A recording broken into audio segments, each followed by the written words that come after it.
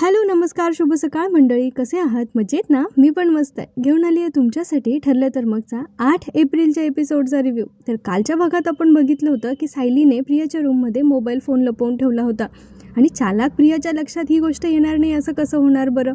सायली बिचारी साधी भोळी हो, पण प्रिया तशी नाही आहे ना.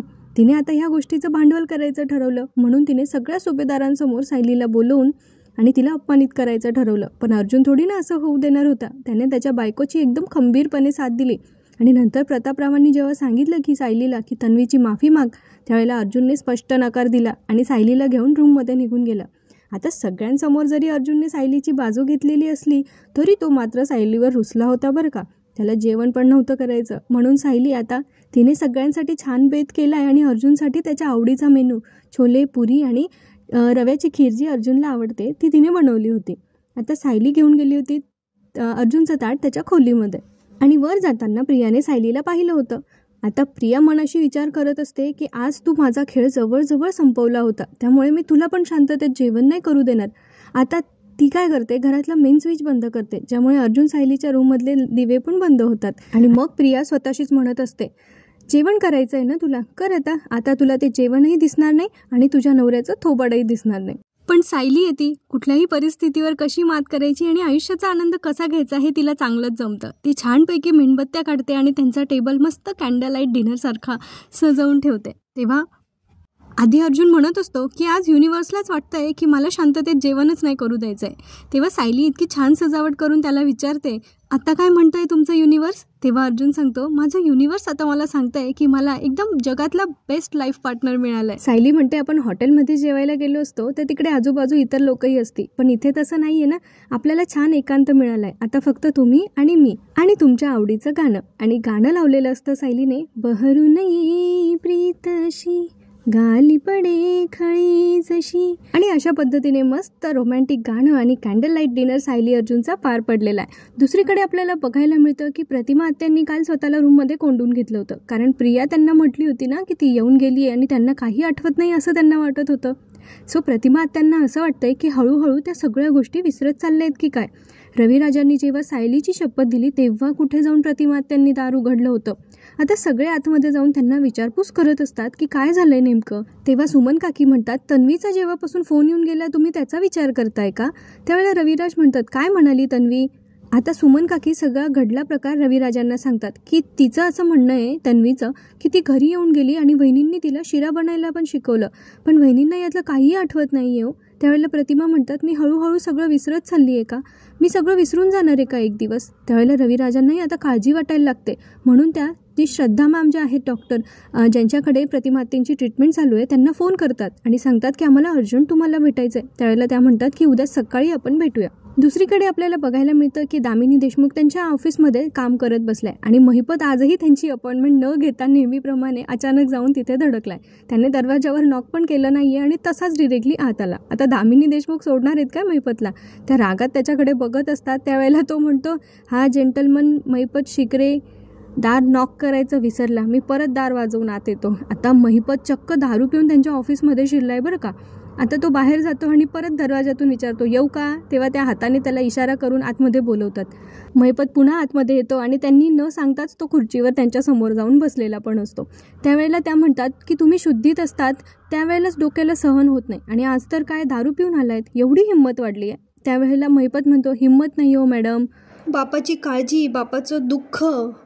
तेव्हा दामिनी देशमुख म्हणतात, आता घरी जायचं आणि पुन्हा अपॉइंटमेंट घेऊन या, तेव्हा तुमचं येऊन दुःख सांगा. त्यावेळेला महिपत म्हणतो, आओ मॅडम, तिथं माझी पोरगी जेलामध्ये मरायला टेकली आहे, तुम्ही अपॉइंटमेंटचं काय घेऊन बसलाय? त्यावेळेला दामिनी देशमुख सांगतात, त्या एकदम इरिटेट झाल्यात महिपतला आणि त्या म्हणतात, काही मरत बिरत नाही हो आणि पोलीस काही जेलमध्ये तिला मरू देणार नाही आहेत.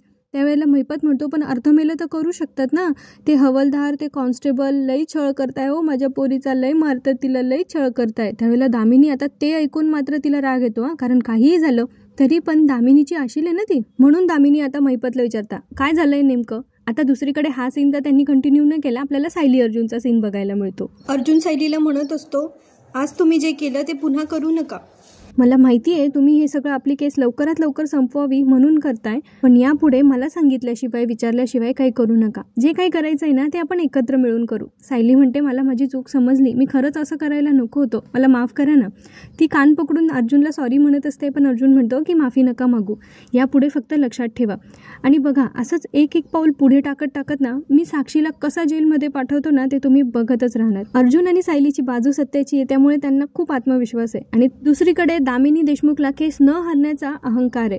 तर आता ह्या सत्य असत्याच्या लढाईमध्ये नेमकं कोण जिंकणार आहे हे बघणं फार मनोरंजक ठरणार आहे. दुसरीकडे महिपत आता दामिनीला घडलेला प्रकार सांगत असतो की माझ्या पोरीला ती कॉन्स्टेबल नको ते प्रश्न विचारत होते आणि माझी पोरगी गरीब गाय. बघा साक्षी ह्याची पोरगी गरीब गाय म्हणे, माझी पोरगी गरीब गाय म्हणे, सगळ्या प्रश्नांची उत्तरं देत पण होती.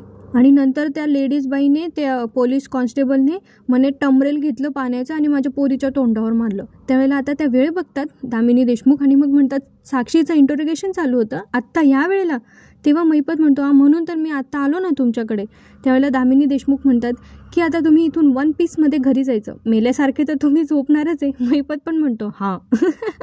आणि मग उद्या सकाळी मस्त ब्लॅक कॉफी प्यायची आणि मग मला येऊन भेटायचं. उद्या आपण तुमच्या मुलीला जेलमधून सोडवण्याची पहिली पायरी चढणार आहोत. आणि मग त्या पुढे सांगतात की ह्या लेडी कॉन्स्टेबलने जे काही केलं आहे ना, जी चूक करून बसलाय ना ती आपल्या पथ्यावर पडणार आहे आणि याचा फायदा आपल्याला साक्षीला तिथून सोडवण्यामध्ये होणार आहे. आणि असंच एक एक पायरी चढत मी साक्षीला याच्यातून कसं बाहेर काढते ना तुम्ही बघतच राहा. इकडे अर्जुनला कॉन्फिडन्स आहे की तो साक्षीला कसा जेलमध्ये पाठवतो बघत राहा, आणि इकडे दामिनी देशमुख यांना कॉन्फिडन्स आहे की त्या साक्षीला तिथून कसं बाहेर काढता हे आपण बघत राहा. आता आपण फक्त बघतच राहायचं आहे, दुसरं काय करू शकतो आपण. आता दुसरा दिवस उजाडला आहे आणि सुभेदार कुटुंबीय नेहमीप्रमाणे डायनिंग टेबलवर बसलेत आणि कल्पनाताई आता म्हणत असतात पूर्णाजींना की आज रामनवमी आहे. बरं आता म्हणजे यांच्याकडे आज रामनवमीचं सेलिब्रेशन आपल्याला बघायला मिळणार आहे. तर कल्पनाताई पूर्णाईंना सांगत असतात की पूर्णाई आज रामनवमी आहे, तर आपण श्रीरामांच्या मूर्तीसाठी नवीन वस्त्र बनवायचं का.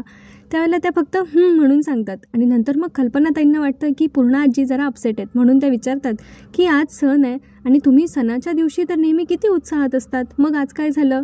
तर पूर्णा आजी सांगतात सण कशासाठी साजरे करायचे ग, आपलं कुटुंब एकत्र यावं म्हणून ना, पण इथे तर माझ्या कुटुंबाचे तुकडे झालेत. आणि तन्वी तर काय तिच्या नेहमीच्या त्या इरिटेटिंग टोनमध्ये तेच बोलते, घरातल्या बाकीच्या सगळ्यांना तर तेच हवंय ग पूर्णाजी, म्हणजे घराचे तुकडे झालेले. त्यावेळेला पूर्णाजी तिला सांगतात मी तुझ्या बाबांबद्दल बोलते. झालं प्रियाला असंच तोंडावर पडलं पाहिजे, नाहीतर काय हिला येऊन जाऊन तिची गाडी सारखी त्या सायलीवरच जाऊन घसरते. पूर्णाजी पुढे म्हणत असतात की रविराजांबद्दल त्या बोलत असतात. त्या सांगतात की आपलं नातं कायमचं संपलं असं सांगून गेलेत ते, म्हणजे यापुढे प्रत्येक सण असा अपूर्णच राहणार का ग. त्यावेळेला कल्पनाताई म्हणतात की आपण रामनवमीसाठी जरी त्यांना बोलवलं तरी ते येणार नाहीत. पण पूर्णाई आपण प्रतिमाला बोलवूया ना, ती येईल. तेव्हा पूर्णाजी म्हणतात येईल ना, थोड्या वेळासाठी येईल आणि पुन्हा नवऱ्याचं मन राखायचं म्हणून निघून जाईल. माझी लेक आणि माझ्या जावाई आपल्या घराला दुरावलेत हे तेवढंच खरं, आणि या सगळ्यांमध्ये त्या प्रतिमाची ओढाताण होते हे पण मला कळतंय. पुढे कल्पनाताई म्हणतात मला कळतंय पूर्णाई, पण भाऊजींचा राग जाईपर्यंत आपल्याला वाटच बघावी लागणार. याच्या व्यतिरिक्त आपण काय करू शकतो सांगा बरं. सायली आता मनातल्या मनात विचार करते आणि तिला पूर्णाजी आणि कल्पनाताईंची ही घालमेल काही बघवत नाहीये. आणि बाकी घरात काहीही घडामोडी घडू दे, सेंटर ऑफ अट्रॅक्शन म्हणजे महत्वाचा भाग तर प्रियाच असणार आहे ना. म्हणजे ती नसली तरी पण ती ओढून ताणून सगळ्यांचं लक्ष स्वतःवर केंद्रित करूनच घेते. मग ती रडायला नाटक करते आणि म्हणते विचार कर पूर्णाजी, तुला इतका त्रास होतोय तर मला किती होत असेल ना. अगं म्हणजे मी रात्री झोपली ना तरी मला बाबांचा चेहरा डोळ्यासमोर दिसतो आणि ते म्हणतात मला की मी तुला मेलो. मला इतकी दचकून जाग येते ना. कल्पनाताई लगेच तिला ऑले करायला लागतात. कल्पनाताई तन्वीचं मन सांभाळत तिला म्हणत असतात तुझ्यासाठी आम्ही आहोत ना, आणि हे बघ तुझ्या बाबांचा राग कधी ना कधी तरी जाईल. पण पूर्णाजी म्हणतात पण तोपर्यंत मी राहिलेच नाही तर. सायलीला पूर्णांची ही अवस्था काही बघवत नाहीये. ती मनातल्या मनात विचार करत असते मी पूर्णाजींच्या डोळ्यात असं पाणी नाही बघू शकत. काय केलं म्हणजे रविराज काकांचा राग जाईल. आता दुसरीकडे आपल्याला किल्लेदारांच्या घरचा सीन बघायला मिळतोय. ते पण आज सगळे डायनिंग टेबलवरच ठाण मांडून बसलेत. म्हणजे कशासाठी, पोटासाठी. ही म्हणजे आहे ना, ही यांनी फारच मनावर घेतली आहे किल्लेदारांनी आणि सुभेदारांनी. आज त्यांच्याकडे इडली सांबारचा बेत आहे. आता प्रतिमा हत्या रविराजांना वाढत असतात आणि मग म्हणतात तुम्हाला अजून काही देऊ, आणि असं ते बोलत असतात जनरल की इडली सांबार बनवलाय. तेव्हा रविराज काही प्रतिमा हत्याकडे लक्ष देत नाही. त्यावेळेला नागराज म्हणतो की दादा अरे वहिनी तुझ्याशी बोलते. त्यावेळेला रविराज म्हणता ऐकलंय मी, पण काल तुझी काळजी वाटली म्हणून मी दार वाजवलं आणि तुझ्याशी बोललो. याचा अर्थ असा नाहीये की माझा राग गेलाय. तेव्हा सुमन काकी म्हणतात, अहो भाऊजी, पण वहिनींच्या मनाचा विचार करा जरा. त्यांची अवस्था आधीच वाईट आहे. त्यावेळेला रविराज म्हणतो, तिची काळजी मी व्यवस्थित घेतोय आणि त्यासाठीच डॉक्टर श्रद्धांना पण फोन केलाय आणि तिच्या चेहऱ्याच्या ट्रीटमेंटचं पण आता दुसरं सेटिंग आहे. त्यामुळे तिची काळजी कशी घ्यायची हे मला कोणी सांगण्याची गरज नाहीये. पुढे रविराज प्रतिमात्यांना सांगत असतात की प्रतिमा लवकर तयार हो, आपल्याला डॉक्टरकडे जायचं आहे. पण प्रतिमात्यांमध्ये पण सायलीचे गुण दिसतात बरं का. दोघं मायलिकी सारख्याच आहे नवऱ्यांवर चिडण्याच्या बाबतीत. आता प्रतिमात्या पण ना डायनिंग टेबलवरची एक खुर्ची घेतात आणि तिथेच बसतात. पुढे रविराज म्हणतात, नागराज, तुझ्या वहिनीला मी बोललेलं कळलं नाही वाटतं, ऐकायला नाही आलं. त्यावेळेला प्रतिमात्या म्हणतात, आलंय ना ऐकायला, पण ज्या व्यक्तींना माझ्याशी बोलण्याची इच्छा नाहीये त्यांनी माझ्या तब्येतीची पण काळजी करण्याची काही गरज नाहीये. त्यामुळे मी कुठेही येणार नाहीयेत. आता नागराज म्हणतात, तू उगाच लहान मुलांसारखं वागू नको प्रतिमा. त्यावेळेला प्रतिमा आत्या म्हणतात, सुमन, आता लहान मुलांसारखं कोण वागतंय, मी की हे? पण ह्या नवरा बायकोंच्या लुटूपुटू भांडणामध्ये आता सुमन काकी मधला मार्ग काढतात आणि त्या म्हणतात की आता मला असं वाटतंय की तुम्हा दोघा नवरा बायकोंच्या भांडणामध्ये उगीच वहिनींच्या तब्येतीची हेळसांड नको व्हायला. आणि आता नागराज पण त्याला ओ देतो आणि मग म्हणतो की तन्वीने आपल्याला बऱ्याचदा वॉर्न केलंय की वहिनींच्या तब्येतीच्या बाबतीत असं काही घडतंय तर आपण दुर्लक्ष नको करायला, नाही का? पण प्रतिमा त्यांना काही त्यांचा रुसवा इतक्यात सोडायचा नव्हता. त्यामुळे त्या म्हणतात, जेव्हा आपलंच माणूस आपलं नाही राहिलंय, तेच आपलं काही ऐकून घेत नाही, तेच धड वागत नाहीये, तर मग तब्येतीची काळजी करून काय करायचंय? तेव्हा रविराज म्हणतात, वा, आपलं माणूस, स्वतःच्या मुलीचं परस्पर लग्न लावून मोकळं झालीस आणि आता म्हणते तुला आपलं माणूस. हां, हे बघ, तू सगळ्यात जवळची होतीस प्रतिमा मला, आणि तू जेव्हा मला असं अंधारात ठेवलं ना तेव्हा मला सगळ्यात जास्त त्रास झालाय. रविराजांचाही बरोबर आहे त्यांच्या जागी. त्यानंतर ते म्हणतात, हे बघ, तयारी करून ठेव, आपल्याला दवाखान्यात जायचं आहे. आणि असं म्हणून ते आता तिकडून निघून जातात. दुसरीकडे आता सुभेदारांच्या घरी रामजन्माची तयारी चालू आहे. सायली छानपैकी पाळणा वगैरे सजवत असते आणि बाकी सगळी मंडळी तिकडे बसलेली असतात. तेव्हा प्रिया सांगत असते की कसं आहे ना, आपल्याकडे मस्त होतात ना सगळे सण साजरे, एकदम दणक्यात साजरे होतात. म्हणजे 2 वर्ष पाहती मी, सुमन काकीला जमेल तेवढं ती करत होती आणि आश्रमात तर काय सगळा खडखडाटच होता. नाही म्हणजे सण व्हायचं नाही असं नाही, पण आपल्याकडे कशी एकदम मज्जा असते. म्हणजे प्रियाला नुसतं काम नको, फक्त मज्जा, ऐशो आराम ह्या सगळ्या गोष्टी पाहिजे असतात. तेव्हा पूर्णाजी म्हणतात, अगं पहिले तर मी पाळणा गायचे, पण आता आवाज साथ देत नाही ना. त्यानंतर मग कल्पना आली, तेव्हा तिने सगळी जबाबदारी घेतली. घरच्या सुनेने करायचं असतं ना सगळं. आता कल्पनाताई म्हणतात की तन्वी, ह्या वर्षी तू कर रामजन्माची सगळी तयारी, म्हणजे बाकी कोणाला हात लावायला देऊ नकोस पूजेला. म्हणजे हा टोमणा होता बरं का सायलीसाठी. पण आता इकडे तन्वी विचार करते, नक्की काय करायचं असतं? हिने कधी देवपूजा केली नसेल, हिला काय माहिती रामजन्माची तयारीसाठी काय करावं लागतं. तेव्हा ती विचार करत असते, ही बाई आहे ना कौतुकाच्या नावाखाली मला नुसते कामच सांगत असते. आता ना कल्पनाताई तिला म्हणतात, हां पण पुरणपोळी करू नकोस. आणि तेव्हा त्यांना तो सीन आठवतं की होळीच्या वेळेला प्रिया गेली होती शाण मारत की पुरणपोळी करायची आणि तिला काही जमली नव्हती. ती प्रियाला पण आठवत आहे की तिला काय पुरणपोळी नव्हती. तेव्हा ती म्हणते, मी तेव्हा नाही का आईकडे जाऊन शिरा शिकून आले होते, तसं मी आईकडे जाऊन येऊ का? म्हणजे हिला कामचुकारपणा करायचा आहे. त्यामुळे ती म्हणते, मी जाऊन येऊ का आईकडे, पटकन काहीतरी गोडाचा पदार्थ शिकून येते. त्यावेळेला कल्पनाताई सांगता, अगं वेडे, रामजन्म 12 वाजता असतो, त्याच्या आधी तू एवढं सगळं काही करणार आहेस का? म्हणून मग सायली म्हणते, आई अहो मी प्रसाद आधीच करून ठेवलाय, बाकी सगळी तयारी तुमच्या सांगण्यानुसार हिला करू देत. आता प्रिया विचारत असते की सोप्यातलं सोप्पं काम काहीतरी घेऊया, म्हणून ती म्हणते, मी हार करू का? आता ती कल्पनाताईंजवळ बसते फुलांचा हार करण्यासाठी, पण ती काही चांगली फुलं घेत नसते हारासाठी. तेव्हा विमलताई तिला शिकवतात आणि सांगतात की ती फुलं नका घेऊ, ती छान उमललीत ना बाजूला, ती फुलं घ्या. तेव्हा ती म्हणते प्रिया की हो, मी तीच फुलं घेणार होती. आता तिला साधं फुलही सुईमध्ये ओवता येत नाही. ती कसाबसा प्रयत्न करते आणि तिच्या हाताला जरा कुठे थोडीफार सुई टोचत असेल तर ती इतकं नाटक करते, बापरे खूप दुखतंय, मला लागलं, रक्त येतंय. विमलताई सांगतात की सुई टोचल्यावर एखादा थेंब रक्त येतच ना. आणि कल्पनाताई आणि पूर्ण आई तर तिला एवढं बापरे काय लागलं असेल असं विचार करतात.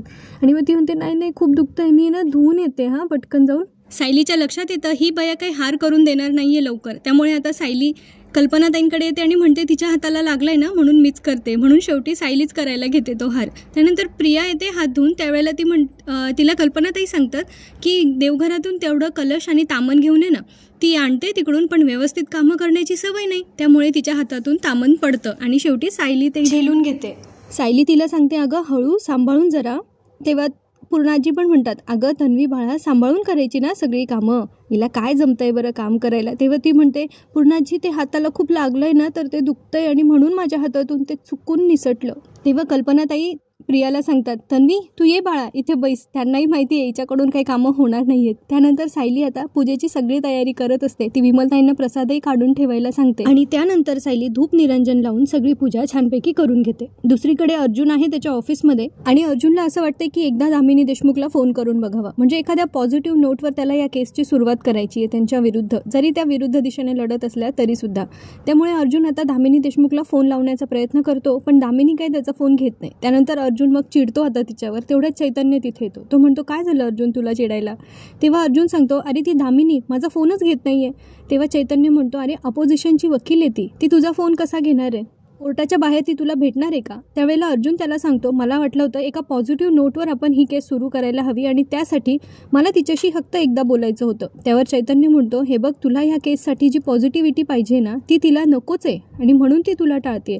मग अर्जुन म्हणतो, मग आपल्याला कसं कळेल की ती कुठल्या दिशेने केस लढते? अर्जुन जरा आता चिडलेला असतो आणि तो म्हणतो की ती कोर्टात काय करणार आहे, काय विचारणार आहे, कुठल्या दिशेने ती विचार करते याचा अंदाज कसा येणार आहे आपल्याला? पुढे आता चैतन्याने अर्जुनची किती छान पद्धतीने मदत केली आहे ते बघा. तो आता म्हणतो अर्जुनला, येईल आपल्या लक्षात येईल, आपण ना एक मॉक टेस्ट करूया. आता तो अर्जुनला जरा शांतपणे बसवतो आणि तो सांगतो, हे बघ हे समज की मी अर्जुन सुभेदार आहे आणि तू दामिनी देशमुख आहे आणि या पद्धतीने समज तुला जर साक्षीला आता जेलमधून सोडवायचं आहे तर तू कसा विचार करशील? त्यावेळेला आता अर्जुन बरोबर त्या दिशेने त्याचं डोकं चालायला लागलंय.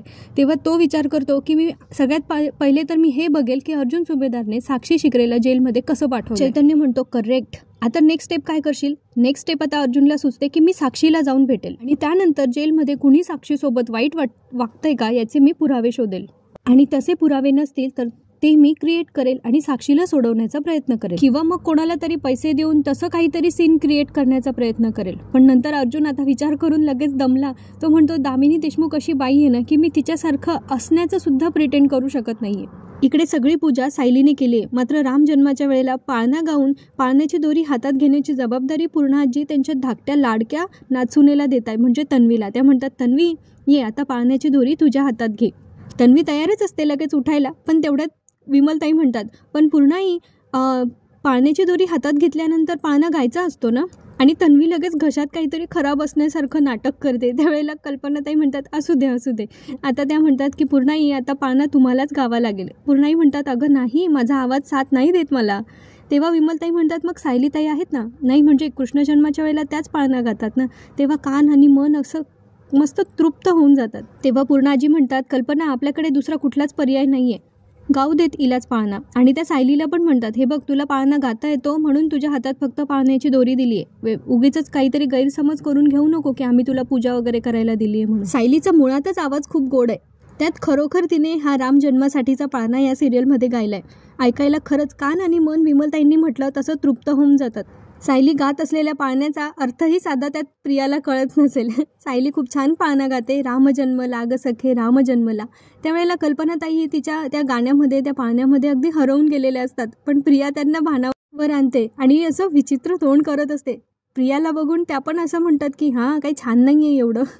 सायली खरंच खूप गुणी अभिनेत्री आहे, म्हणजे ती जशी सिरियलमध्ये आहे ना अगदी तशीच साधी सालस अशी ती तिच्या ओरिजिनल याच्यामध्ये पण आहे.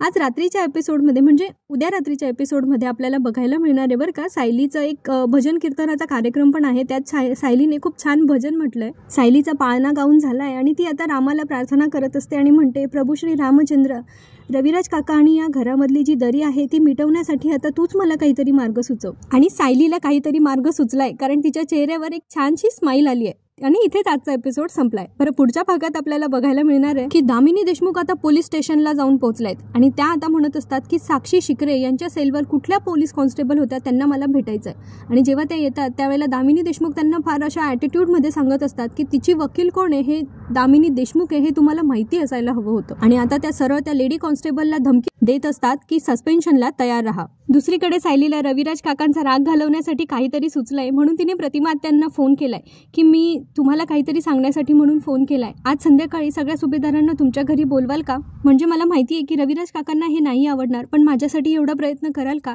त्यानंतर आता प्रतिमा त्या कल्पना ताईंना फोन करतात की आज संध्याकाळी तुम्ही सगळ्यांनी आमच्याकडे यायचंय. त्यानंतर आता आपली सायली आपल्याला कीर्तन करताना दिसणार आहे आणि रविराजांच्या घरी कीर्तनाचा कार्यक्रम त्यांनी आता ठरवलेला आहे. तेव्हा आपल्या कीर्तनातून सायली काय प्रबोधन घडवून आणते आणि त्यांचा यांच्या नात्यावर काय परिणाम होतो हे बघणं फार मनोरंजक ठरणार आहे. त्यासाठी पुढचा भाग बघायला विसरू नका.